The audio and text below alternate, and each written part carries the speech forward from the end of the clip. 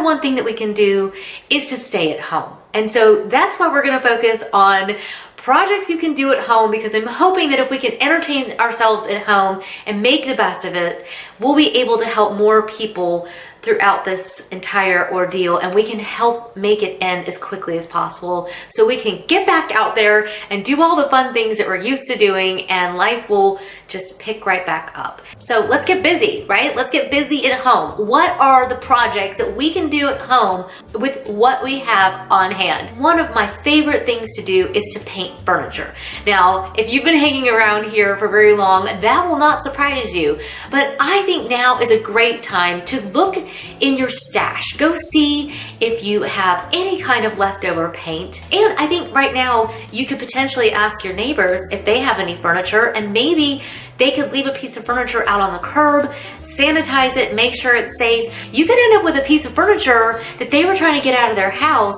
and now you have. You could even do a bar stool or anything. Either way, paint on furniture is awesome. So definitely get creative, see what you can do with that can of paint. To DIY your own artwork. Now there are so many ideas out there. You guys know we've got DIY videos out there, even for the piece that's sitting behind me right now. We love to DIY our own artwork. Create an abstract piece, but you could also hand draw something right now. You could go out in the garden and maybe press some flowers.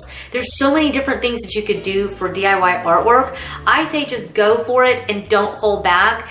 Even if you have, look in your kids' stash. If you've got kids at home, maybe they're little watercolors, you could make something with them.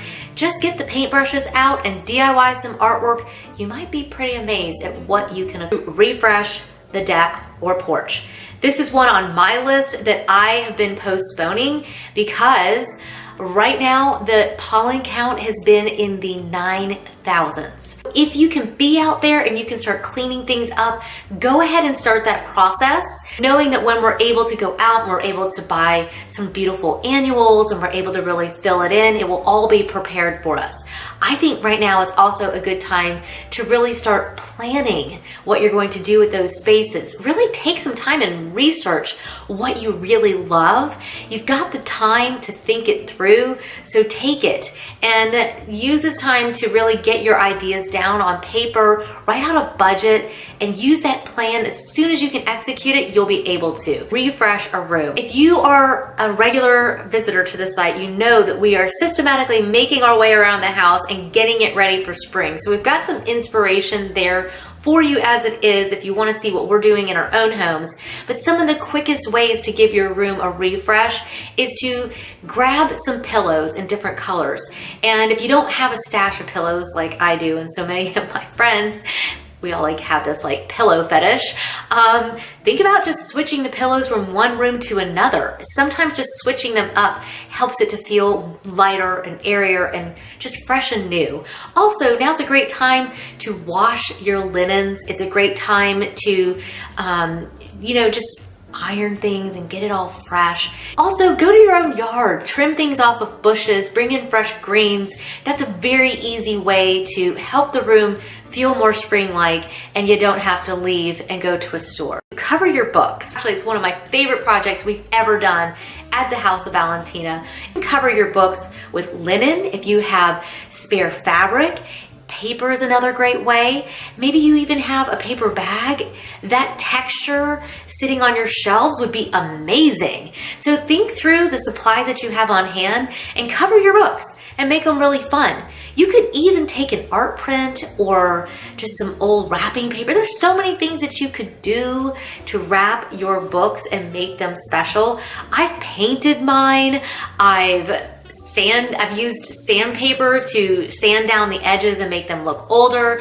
Get creative and make your books look awesome. Is to pull your treasures out of storage. Now, I think so often we have all these great things that are sitting in storage and we forget about them, or we stop being excited by them, and they sit down there so long that we forget that they even exist. I love when I go to my clients' houses and I'm like, do you have anything sitting in the basement or the attic? Because a lot of times we stick things in storage and we forget about them. What you should be doing right now is DIYing your lamps. Now, this is one of my favorite. I think I've said that every time. They're all my favorite. This one is an easy one that you can do, and you can really personalize this idea. DIYing a lamp can be done in so many different ways. You can paint the lampshade. You can cover the lampshade with fabric. You can put ribbon on it. You can spray paint the base. You can paint the top. There's so many great ideas out there for ways that you can DIY your lamp. I know that we just showed you the one where we DIY'd the lamp in our family room, and that was really cute. But don't let that be a limitation. That's just one way to DIY a lamp. There's tons of ideas out there on ways that you can create a very personalized lamp. And I think that that's really cool, because then it's only yours and it's so personal like that. So yeah, DIY your lamps. Go grab them. You probably have some sitting somewhere that you've forgotten about. One is the DIY table. Now, yes, of course, you could paint it, which is what we suggested in number 1.